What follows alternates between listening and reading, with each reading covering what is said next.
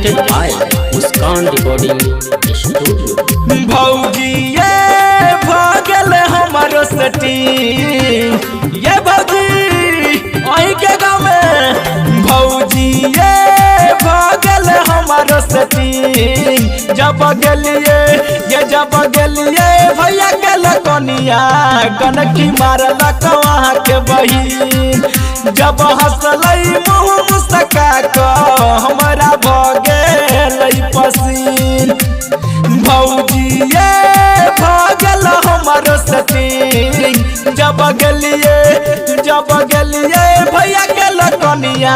कनकी मारला कहाँ के बहिन जब हंसलई मुँह मुस्का क हमारा भगल पसीन जब गलिए भैया के लकनिया कनकी मारला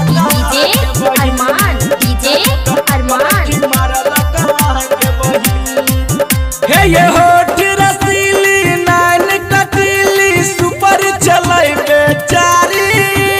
ये भौजी सुनो ना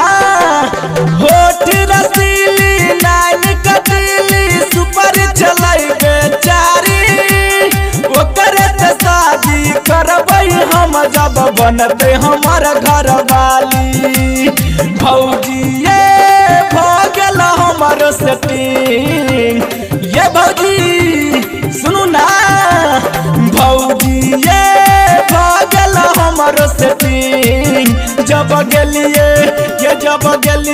भैया के लकनिया कनकी मारला कहाँ के बहिन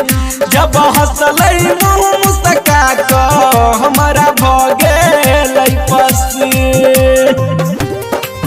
जब गलिए भैया के लकनिया